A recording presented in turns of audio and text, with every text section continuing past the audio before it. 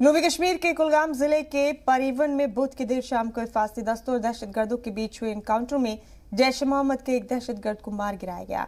इस दौरान एक पुलिस एहलकार शहीद हो गए और 3 दीगर फौजी एहलकार जख्मी हो गए। हिफाजती दस्तों के अलावा 2 आम शहरी भी क्रॉस फायरिंग की जद में आ गए। उधर जम्मू में शहीद पुलिस एहलकार रोहित चिब की आखिरी रसूमात अदा की गई। रिपोर्ट देखिए।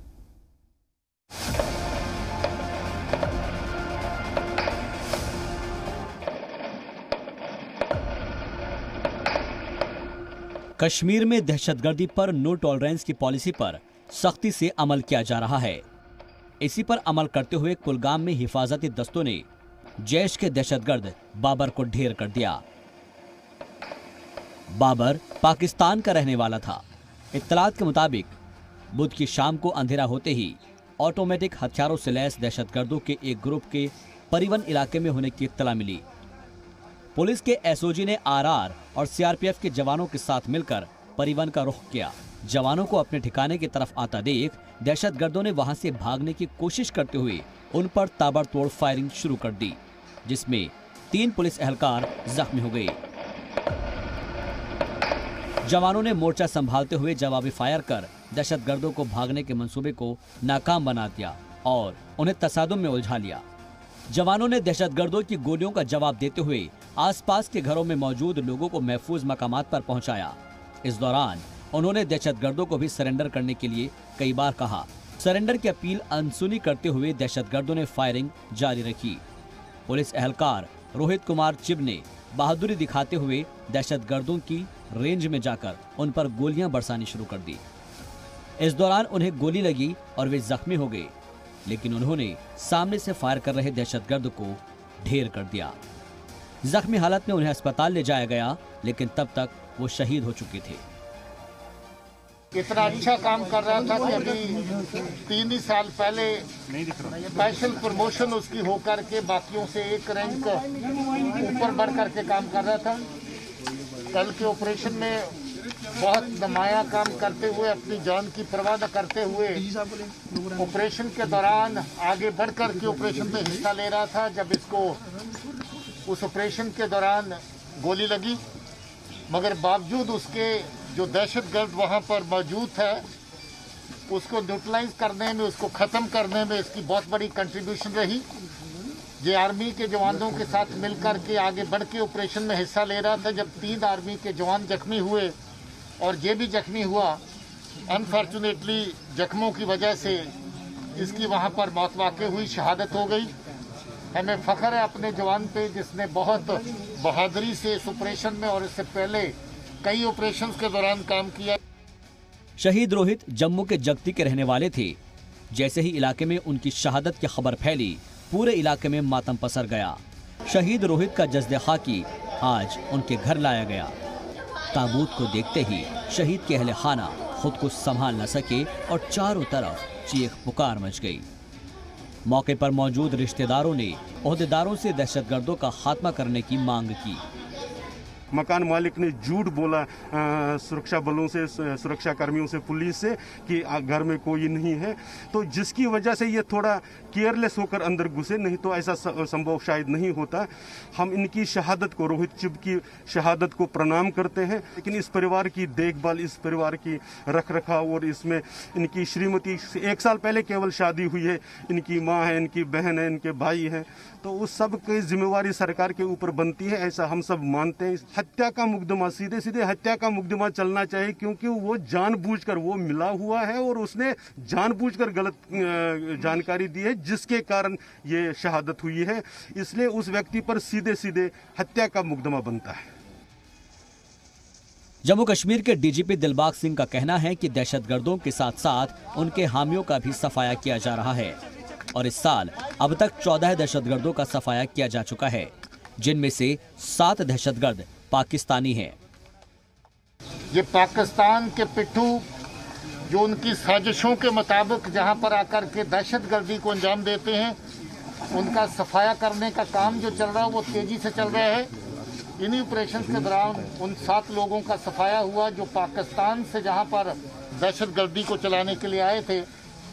इसके साथ साथ जो टेररिस्ट जहाँ पर तंजीमें काम करती हैं उनको जो सपोर्ट करने वाले अलग अलग तरह के मॉड्यूल्स हैं उनका सफाया भी साथ में किया जा रहा है।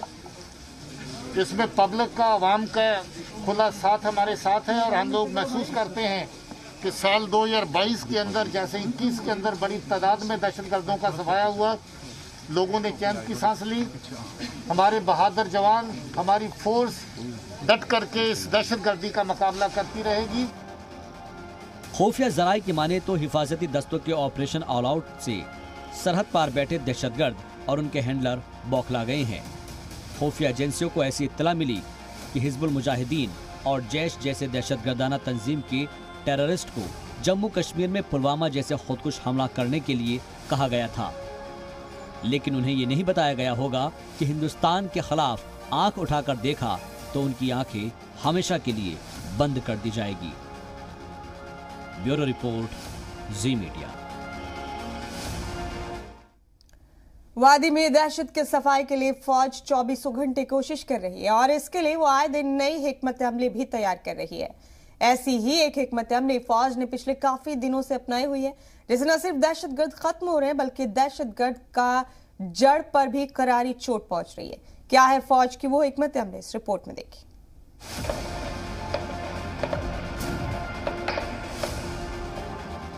वादी को दहशत मुक्त करने के लिए फौज हर तरह की हिकमत अमली तैयार कर रही है, फिर चाहे दहशतगर्दों के सफाई की हिकमत अमली हो या फिर किसी भटके हुए नौजवान को सही रास्ते पर लाने की हिकमत अमली हो।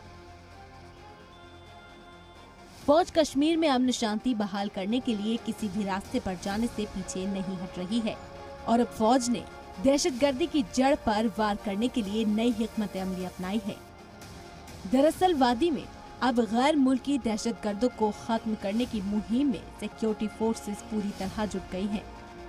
जनवरी महीने में अब तक फौज और दहशतगर्दों के बीच 8 तसादुम हो चुके हैं, जिसमें फौज ने अब तक 13 दहशतगर्दों को मार गिराया है।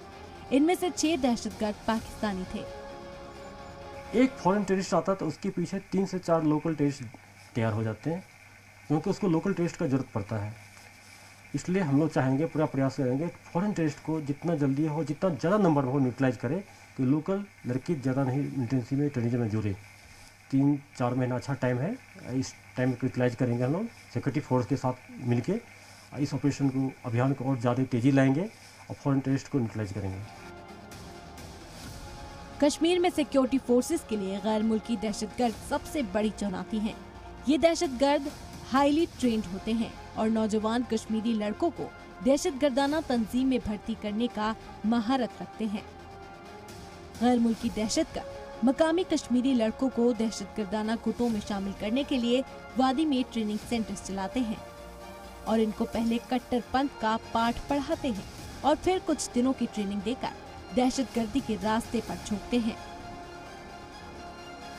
सुरक्षा बलों ने हाल ही में ये दावा किया है कि पिछले 30 वर्षों में पहली बार एक्टिव मिलिटेंट्स का आंकड़ा कश्मीर घाटी में 200 से कम हुआ है। वे कहते हैं कि ये तब मुमकिन हुआ जब नियंत्रण रेखा पर कड़ी चौकसी बरती गई और घाटी में ताबड़तोड़ एंटी मिलिटेंट ऑपरेशन किए गए। और अब इस नई रणनीति के साथ वे सुरक्षा एजेंसियों का मानना है कि संख्या को और कम करने में सक्षम होंगे। कैमरा पर्सन फा मंजूर के साथ खालिद हुसैन, जी मीडिया कश्मीर। बढ़ते खबरों में आगे, जम्मू कश्मीर में कोरोना के यौमिया मामलात में मुसलसल तीसरे दिन इजाफा देखा गया। गुज़िश्ता 24 घंटों के दौरान यूटी में मजीद 1695 नए मामलात की तस्दीक हुई। 7 माह बाद जम्मू कश्मीर में एक दिन में इतने ज्यादा मामले सामने आए हैं। इससे कबल 4 जून को 1723 नए मामले सामने आए थे। गुज़िश्ता 24 घंटों के दौरान 65,000 से ज्यादा लोगों का टेस्ट किया गया था, जिसमें जम्मू में 812 और वादी कश्मीर में 883 अफराद की रिपोर्ट मुस्बत पाई गई, जबकि एक शख्स की वायरस से मौत वाक़ हुई। वादी में, श्रीनगर में 300, बारामूला में 200 और बड़गाम जिले में मुतासरीन की तादाद 100 से ज्यादा पाई गई। सबसे ज्यादा 438 मामलात जम्मू में दर्ज किए गए।